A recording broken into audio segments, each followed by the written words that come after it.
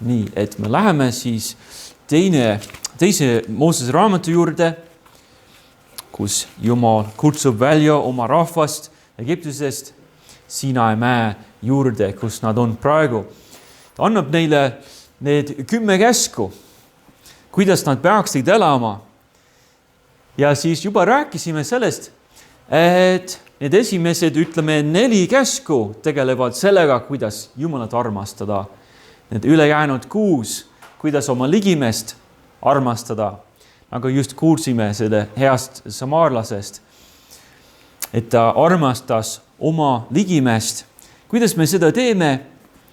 No eelmisel nädalal siis rääkisime, et me austame elu, kui me armastame ligimest, kui austame elu ja kui no ma pean vaatama, mis see teine oli. Austame oma vanemaid, tähendab kõiki autoriteete, mida Jumal on meile andnud. Aga täna läheme edasi. Mida me siis täna, kuidas me armastame ligimest? Armastame teda, kui näiteks austame oma abikaasat, teiste vara ja inimesi kohus. Tegelikult on nii palju millest rääkida, et raske on nagu kõigest rääkida. Need on suured teemad. Võiks olla ju jutlus iga käsu peale, need 10 käskudes. Aga teeme niimoodi, et võtame 3 korraga täna. Alustame sellega, et austa oma abikaasa. Mis on see järgmine käsk? 2. Moosese raamat 20 ja 14. Sa ei tohi abielu rikkuda. Sa ei tohi abielu rikkuda. Abielu on perekonna alus. Kui ütlesime siis eelmisel nädalal, et austame vanemaid, sest perekond on ühiskonna alus. Nüüd me ütleme edasi, et perekonna alus ongi see abielu. Nad on kõik üksteise peale ehitatud ja nii tähtsad. Abielu on perekonna alus. Tähendab, et seal Moosese ajal Jumal ütles, et abielu rikkumise karistus on surm. Võime öelda, et enam-vähem kõik need 10 käsku on surmanuhtlusega. Kui rikkuda abielu, siis oli surmanuhtlus. No siis sa teist korda ei tee, sest sa oled surnud. Niimoodi nad pidid nagu ära kustutama kõik need patud Iisraelist. No kindlasti siis me peame truuks jääma oma abikaasale. Aga võib-olla siis alustame sellega, et sa austad oma abikaasat näiteks laste ees.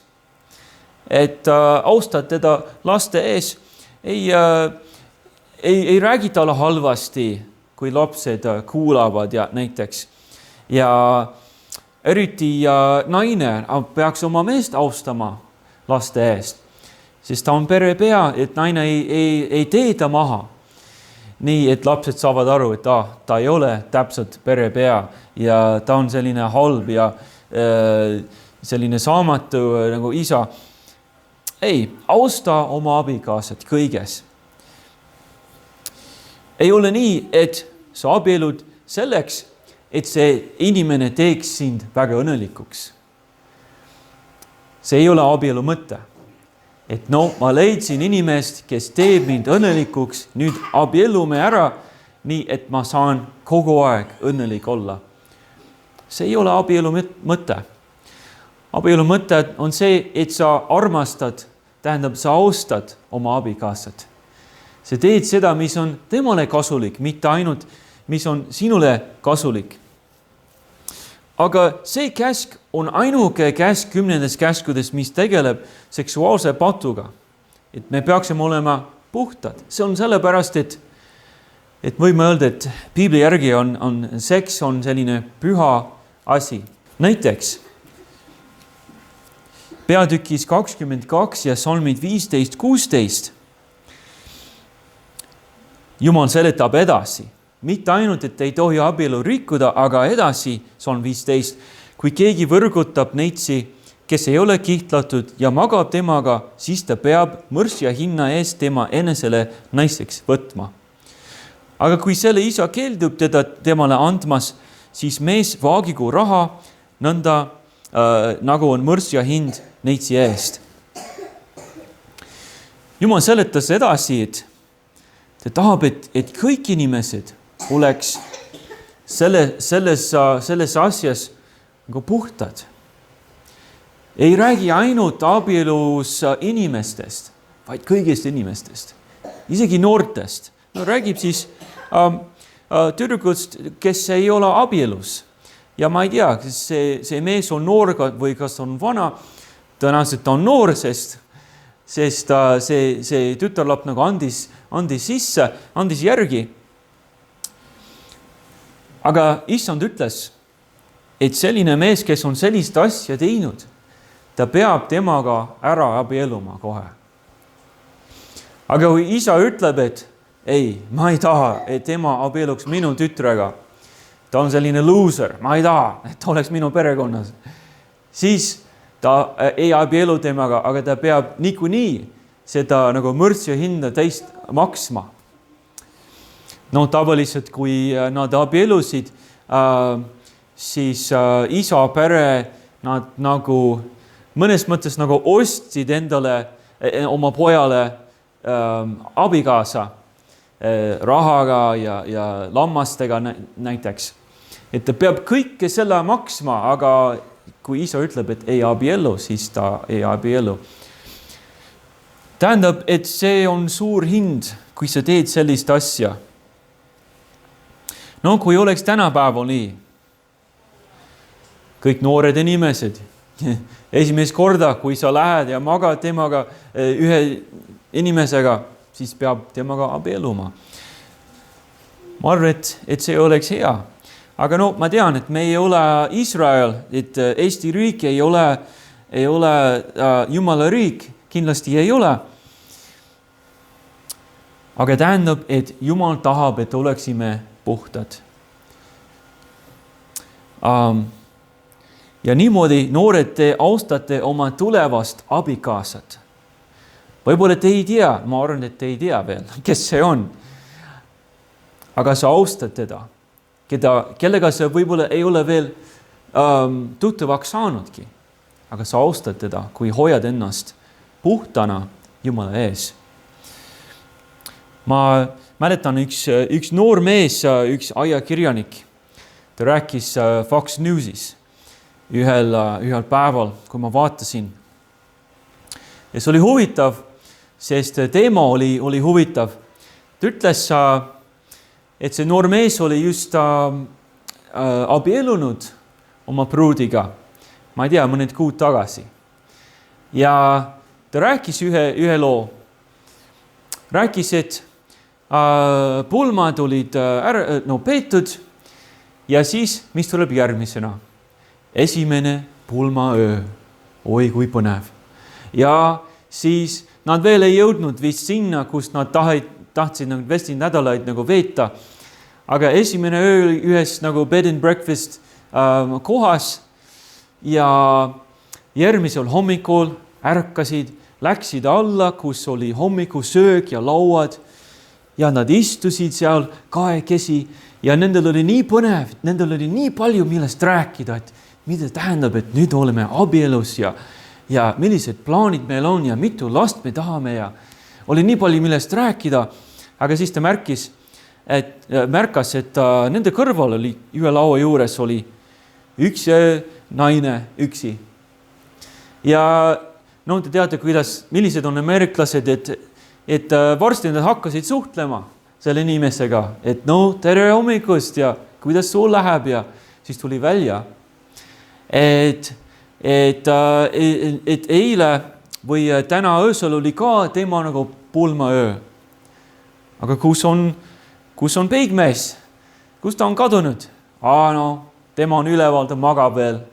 Et meil oli nii kõva pidu ja ta jäi ennast nii purju, et ta ei tõuse veel. Ta ei suuda. Ja siis tuli välja ka, et nemad olid mõnda aega juba koos elanud. Et mis olid need pulmad? Pulmad olid nende jaoks lihtsalt üks suur pidu. Nad niikuinii juba elasid koos ja kõik. Ei olnud midagi uut. Aga pidu on pidu ja väga hea. Tähendab, et siis see abielu, need pulmad ei tähendanud neile eriti väga midagi. Lihtsalt üks pidu sõpradega oli see mõte. Aga selle noore ajakirjanikele ja tema pruudile see tähendas nagu uut algust. Ja see oli nii põnev. Kes sina tahad olla siis? Need, kellel oli nii palju millest rääkida või need, kus mees on veel voodis, ei oska tõusta ja naine on seal üksi, sööb hommikut. Ma arvan, et te teate, kes te tahate olla. Aga kõik see, et hoiad ennast nagu puhtana, see on kõik südame asi. Südame asi, et sa tahad Jumalale truuks jääda, et sa tahad, et sa armastad oma ligimest. Kui sa tegelikult armastad seda teist inimest, siis sa ei võrguta teda. Sa ei kutsud ta sinuga nagu pattu tegema, sest sa armastad teda. Ja sa austad oma abikaasat või nagu mõnedel siin oma tulevast abikaasat. Sest see kõige viimane käsk 10 käskudes oli see, et sa ei tohi himustada. Ei tohi himustada. See on väga oluline käsk, et see on ainuke, mis tegeleb sellega, mida sa ei näe. Kõik teised on see, et ei tohi ebajumala kuju teha, ei tohi varastada, kõik näevad seda. Aga ei tohi himustada, keegi ei näe. Ma ei tea, kas Andrew himustab midagi või Ryland himustab midagi. Ma ei näe seda, aga Jumal näeb. Ja kui sa himustad, siis varem või hiljem sa vist teed seda. Ja Jeesus ütles, et kui sa juba himustad, sa oled nagu seda pattu ära teinud oma südames. Siis on väga tõsine. Aga lähme edasi. Austad oma ligimest või armastad oma ligimest, austad oma abikaasat. Ja siis teiseks, kui sa austad teiste vara. Sa austad teiste vara. Alustame sellega, et hoiame neid, kellel on midagi. Peatükk 20, Salm 15. Sa ei tohi varastada. Väga lihtne käsk. Ei tohi varastada. Mul on juba meeles. Ei tohi varastada. Kui see ei oleks Piibliklubi piiblisalm, siis väga lihtne. Aga Mooses Jumala juhatamisel seletab edasi. Hoiame neid, kellel on asju, mida varastada. Me hoiame neid. Näiteks oleme hoolikad. Peatükk 21, salmid 30 kuni 36, salm 33, ütleb, kui keegi jätab kaevu lahti või kaevab kaevu, aga ei katta seda, mille tõttu langeb sinna härg või eesel, siis peab kaevu omanik andma hüvituse ja tasugu looma omanikule rahas, aga korjus jäägu temale. Räägib edasi sellest, aga juba saame aru. Jumal ütles, ei tohi varastada, aga see hakkab nagu suuremaks kui see lihtsalt, et sa ei lähe Selverisse ja ei pane mingi kommi tasku ja ei maksa selle eest. Natuke rohkem kui see, ta ütleb, et ole hoolikas. Ära jätta selle kaevu nagu lahti, see suur auk ja üks loom kukub sisse. No sina vastutad selle eest. Pead hoolikas olema. Ma mäletan üks auto kunagi, kui ma käisin trennis. Ma olin Peetri staadionil ja teiste täiskasvanutega tegime trenni ja mõned harjutusi. Ja siis nägime, et üks auto nagu hakkas libisema ja sõitis tänavavalgustuse sisse ja mingi elektrikasti sisse või mis iganes see oli. Ja kuulsime, nägime ja siis treener läks vaatama, et nagu kas kõik on korras selle inimesega. Ja ta uuris asja ära, tuli tagasi ja ütles meile, et ta on teinud endale hea arve, et tegi katki selle posti ja selle kasti ja auto on ta kahju teinud. Ja ma mäletan üks mees, Toomas oli tema nimi, et tema ütles hästi. Ja ma mõtlesin, et huvitav. Ta ütleb kohe välja, et talle meeldib, et see on juhtunud teisele inimesele. Aga ma arvan, et ma tean, miks talle meeldis. Sest meile ei meeldi, kui keegi teine käitub hoolitult. Sõidab liiga kiiresti, läheb meist mööda ja tekitab mingit ohtlikult olukorda. Meile ei meeldi see. Ja tema sõitis natuke hooletult ja sõitis millegi sisse. Nüüd ta on saanud kätte lõpuks. Võib-olla ta mõtles seda. Meile ei meeldi, kui keegi käitub hoolitult. Ja siis teiseks, meile meeldib, kui teisega läheb halvasti, sellepärast, et nad käitusid hoolitult.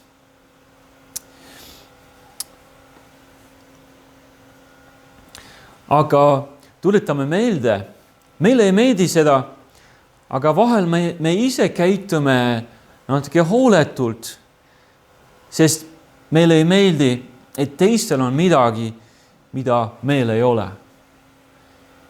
Teistel on midagi, mida meil ei ole.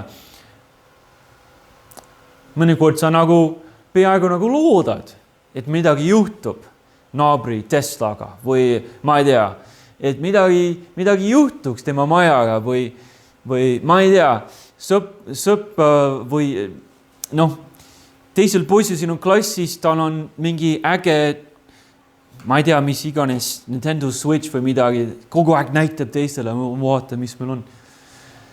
Võib-olla sa hakkad lootma, et ma tahaks, et kukuks maha ja et läheks katki. Aitab sellest, et ta räägib, näitab kogu aeg, et tal on midagi, mida mul ei ole. Aga me peame hoolikad olema. Eile ma sain juurde ühe väikese loo, sest nagu me ütlesime, sõitsime sinna mäekeskusesse ja Angela oli roolis ja olime kitsal teel ja auto tuli vastu ja siis Angela läks natuke sinna poole ja tema läks natuke sinna poole. Natuke mahtusime, aga ei. Rattad vasak või paremal pool kukkusid tee pealt ära. Ja siis jäime täiesti kinni. Ma läksin siis rooli ja ma püüdsin välja saada. Ma sain aru, et ei ole võimalik. Aga õnneks see, kes läks meist mööda, peatus ja ta tuli autost välja, et meid vaatama. Ja ma olin nii tänulik, et ta peatus, siis ma hakkasin mõtlema, et mida me teeme. Raivo on seal kuskil meie taga ja tuleb, ma ei tea, mis tal autos on, kas ta saab meid aidata või ei saa. Ma helistasin Raivole, aga õnneks see kohalik mees ütles, et mul ei ole seda nööri, aga mul üks tuttav elab 1 kilomeeter eemal ja tema tuleb ja tema sõitis ära ja siis kohe tuli see tuttav ja tõmbas meid kraavist välja tagasi tee peale. Tema armastas oma ligimest, kui ta tegi seda. Aga ma ei küsinud, kas sa oled usklik. Aga ma arvan, et ta lihtsalt mõtles, ta on maainimene ja mõtles, et kui kellelgi on abi vaja, siis ma lähen aitama. Ma arvan, et ta oli selline. Et ta nägi, et midagi oli kellelegi juhtunud. Ja siis ta läks ja aitas. Ta oli hoolikas inimene ja ma olen tänulik Jumalale, et on sellised hoolikad inimesed siin Eestis. Ja edasi, muidugi ei tohi varastada. Sellest me räägimegi.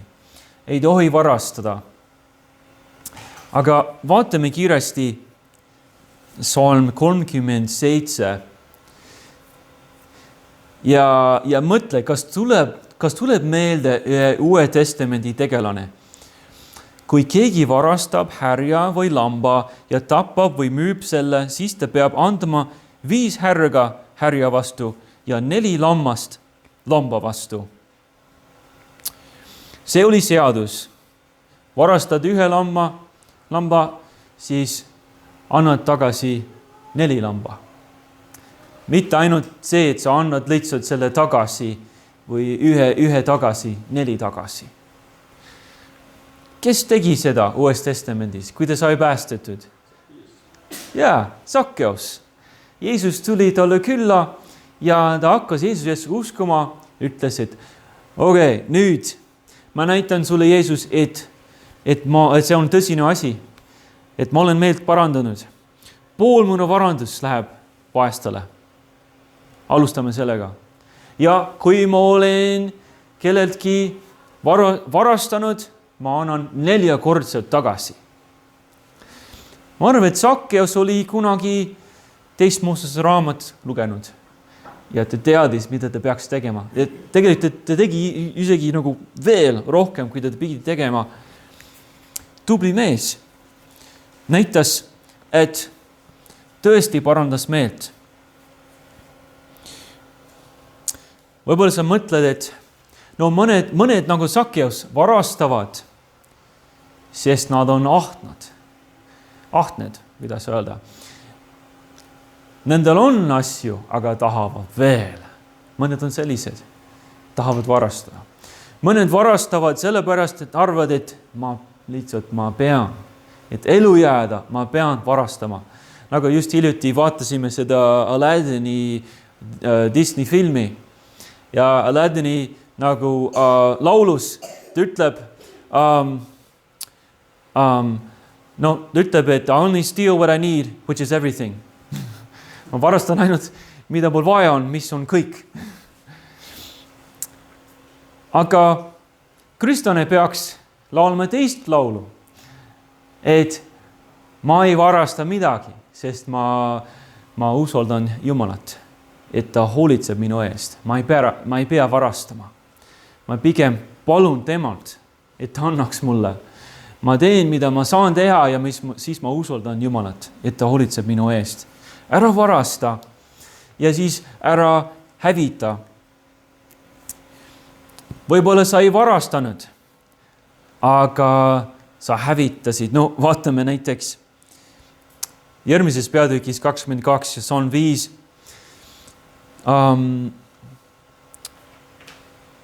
Kui tuli pääseb lahti ja hakkab kivupitste külge ning põletab ära nabrad või lõikamata vilju ja põllu, siis süütaja peab põlenu eest täielikult tasuma.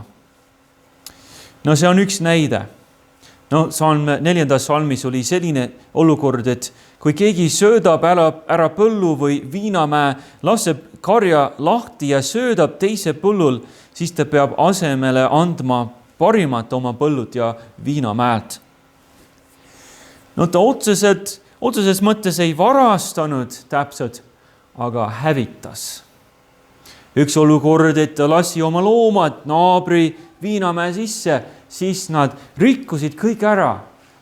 Hakkasid sööma need viinapuud ja no on aastaid enne, kui nad on sellised, nagu nad olid, rikkusid kõik ära. Või sa nagu teadlikult paned naabri põllud põlema, hävitad. Ma ei tea, miks sa teed seda. Võib-olla sa oled kade. Võib-olla sa lihtsalt vihkad teda. Ei tea. Aga Jumala sõna ütleb, et sa vastud selle eest. Sa vastutad selle eest. Jälle on see südame asi, kas sa armastad oma ligimest. Kui sa armastad teda, siis sa ei varasta. Sa oled hoolikas ja sa ei hävita. Aga kui sa vihkad oma ligimest oma südames või sa ei hooli temast, siis sa annad endale nagu luba, et ma võin teha, mida ma tahan, sest ma ei hooli temast, tegelikult ma vihkan, ma olen temast kade. Aga armastus tähendab, et me austame teiste vara. Ja me hoiame neid, kellel ei ole ka. Kellel ei ole. Salm, samas peatükis 22, Salm 21. Te ei tohi halvasti kohelda ühtegi lesknaist ega vaeslast. Ja see on 20 ka. Ära rõhu võõrast ja ära tee temale häda, sest te ise olete olnud võõrad Egiptuse maal. Isand ütles, et on 3 sellist inimest, kellele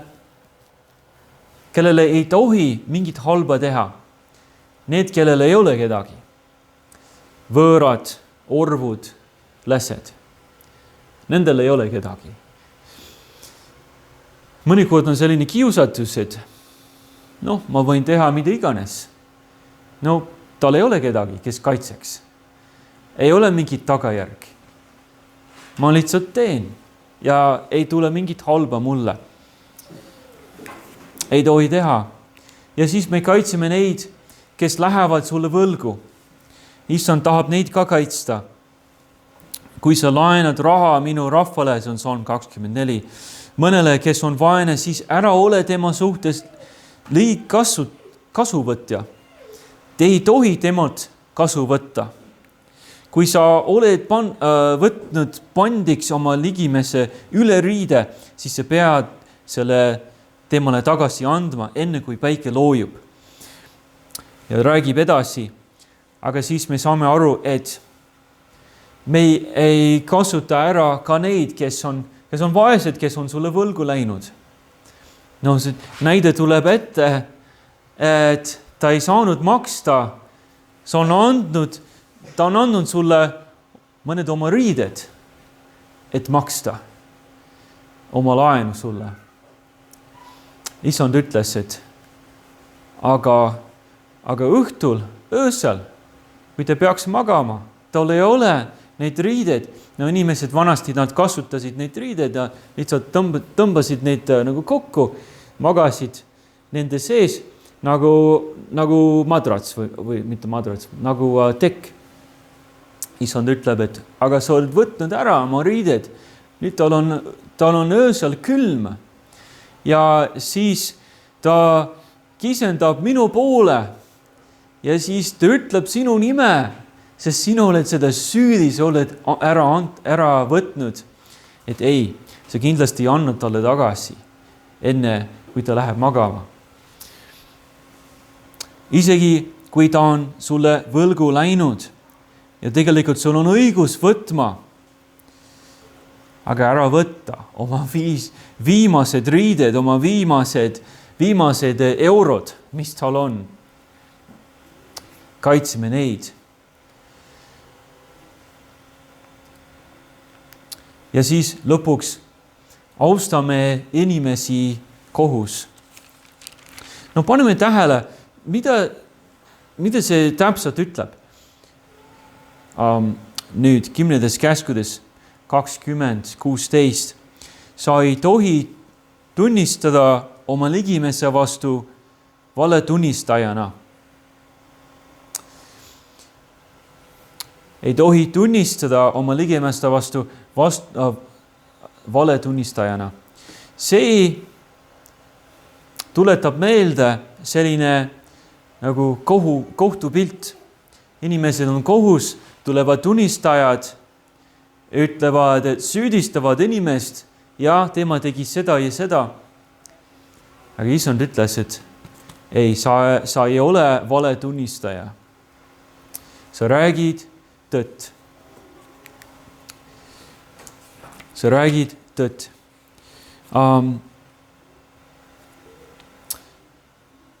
Peatükk 23 ja Salm 1. Ära levita valekuuldusi. Ära löö kätt õõlaga, et sa ei saaks valetunnistajaks. Issand tahtis, et tema rahvas räägiksid tõtt. Ja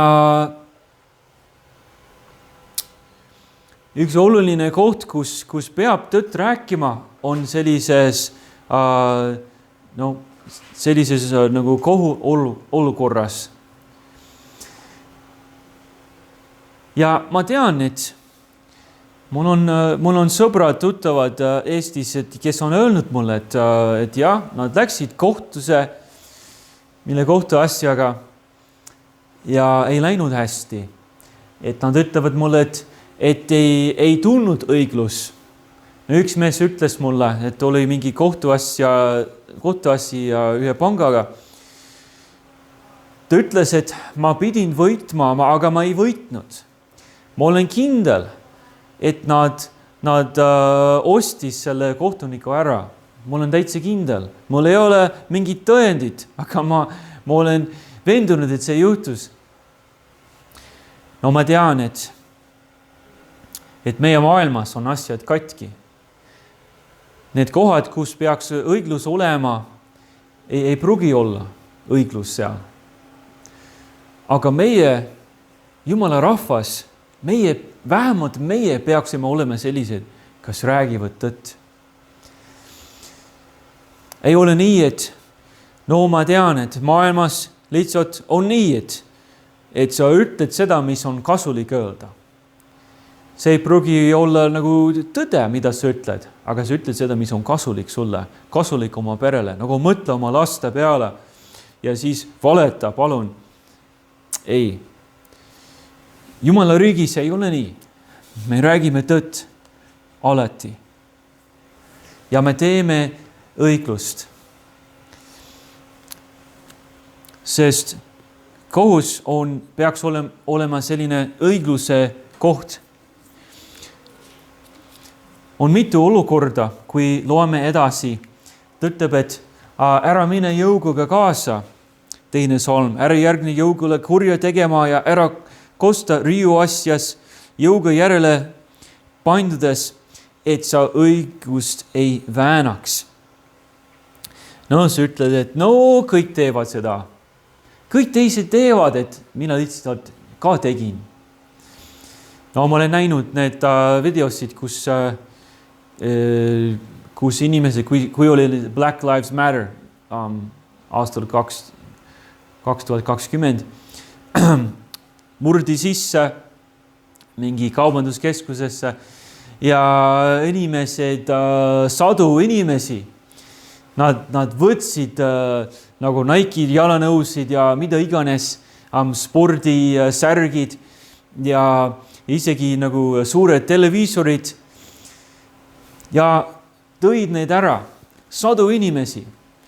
Ja politsei ei tee midagi, sest on sadu ja sadu. Mõte on see, et kui me kõik teeme, siis ei juhtu midagi. Kui me kõik teeme, siis saame teha ja saame endale. Aga Issand ütleb, et isegi kui kogu tänav nagu jookseb kõik inimesed kurja tegema, sina ei lähe kaasa. Sa mõtled, mul oleks vaja tegelikult uue televiisori. Ei, sa ei lähe kaasa. Isegi kui politsei ei pea sind kinni, et ei ole võimalik, ei lähe kaasa. On teisel olukorrad ka, et ole ärapooletu, 3. salm, ära ole viletsa kasuks erapoolik tema riuasjas. No mõnikord me tunneme kaasa sellega, kes on vilets, kes on vaene. Issand ütles, et ei, ära kuula teda ainult sellepärast, et ta on vaene ja sa nagu tunned kaasa, aga teises otsas 6. salm, ära vääna su juures oleva vaese õigust tema riuasjas. Aga samas ära kasuta ära selle vaese inimese, sellepärast, et ta on vaene ja see rikas mees saab sind hüvitada, saab sulle raha maksta. Kui sa otsustad selle vaese kasuks, mida tema saab sulle teha? Tal ei ole midagi. Otsusta selle rikka mehe kasuks, äkki tuleb sulle kasuks hiljem. Issand ütles, ei. Räägi tõtt, tee õiglust. Ära ole nii, et ma tunnen nii halvasti tema selle vaese pärast. Sellepärast, et on vaene, siis ma aitan teda. Või, et ma aitan seda rikast inimest, siis ta saab mind aidata. Ei, lihtsalt. Las tõde olla tõde, otsusta õigesti, tee õiglust.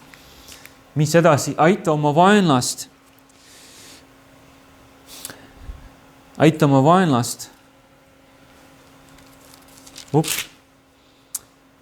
4. salm, kui sa kohtud oma vihamehe eksinud härga või eestlit, siis vii see temale tagasi. Kui sa näed oma vihamehe eestlit korma all lamamas, siis ära jätta teda maha, vaid aita ja ta lahti päästa. Tee õiglust, isegi kui ta on sinu vaenlane. Sa ütled, et aga tema tegi mulle nii. Nüüd mul on võimalus talle tagasi teha. Ei, ära tee. Ta on sinu vaenlane, aga aita teda, kui ta on sattunud nagu hätta. Ja siis petuasjast hoia eemale. 7. salm. Petuasjast hoia eemale ja sa ei tohi tappa süütut ega õiget, sest mina ei mõista õigeks ühtegi õelat. No maailmas on sellised pettuskeemid, see on valetamine. Ma mäletan, et Andrew oma sõpradega, nendel olid need jalgpallikaardid. Ja ilmselt, kui sul on jalgpallikaardid, ainus asi, mida teha nendega, on neid vahetada sõpradega kogu aeg vahetad neid. Sest seda ma nägin, et nad kogu aeg vahetasid. Et see kogumik ei olnud stabiilne üldse. Ühel päeva mul on sellised kaardid, aga homme mul on hoopis sellised kaardid, sest vahetasime. Ja poistele meeldis öelda, ma sain skämmi, nad ütlesid, mäletad seda? Nad ütlesid kogu aeg, ma sain skämmi. Tähendab, et nad said nagu halbe diili. Teine kasutas ära. Nemad said sellised kehvad kaardid, aga sõber sai nagu tema head kaardid. Ma sain skämmi. Nagu lõpuks ma ütlesin, et aga ära ütle seda. No ma näen, et sa ütled seda suure naeratusega. Ma sain skämmi. Ma arvan, et lihtsalt nendele meeldis see sõna. Ma ütlesin, et ei ütle seda. Ei ütle seda. Tegelikult on see halb asi, kui sa skämmid kedagi.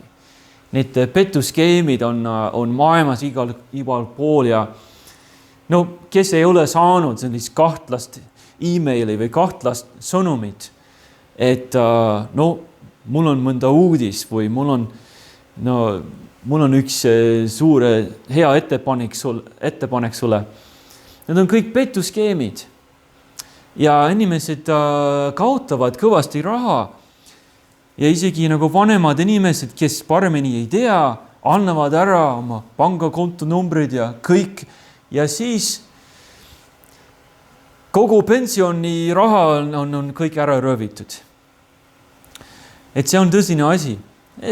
Me ei tegele sellega. Me oleme ausad inimesed, räägime tõtt inimestele Ja siis ta ütleb, ära võtta ega anna altkäemaksu. Ära võtta meelehead, sest meelehea pimestab nägijad ja teeb õigete asjad segaseks.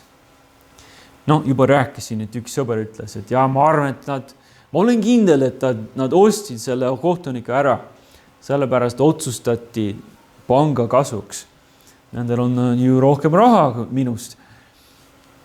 No ma ei tea, kas oli tegelikult nii või ei olnud. Aga meie kristlased ei.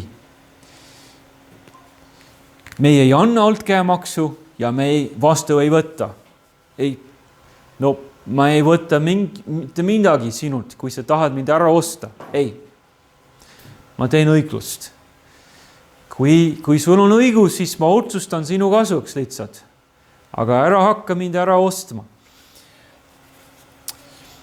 Jälle on see südame asi. See kõik tuleb himustamisest. Ma tahan rohkem. Ma tahan varastada. Ma tahan seda, mida mul ei ole. Ja ma valetan, kui ma pean valetama enda kasuks. No valetamisega ja õigluse väänatamisega on võimalik teisi hävitada ja nendelt varastada. Kas oled kade ja vihkad või kas sa räägid tõtt ja armastad? Me peame oma ligimest armastama. Ja Issand andis meile 3 võimalust, kuidas neid armastada. Austad oma abielu või austad oma abikaasat tähendab või tulevast abikaasat. Austad isiklikku vara, mis teistel on ja siis austad, ütleme, õiglust. Ja need on tegelikult 3 ühiskonna samba. Abielu, isiklik vara ja õiglus. Kui need on olemas, siis läheb hästi. Kui ei ole, siis sellel maal ei lähe nii hästi. Aga meie peame olema sellised, kes armastavad oma ligimest.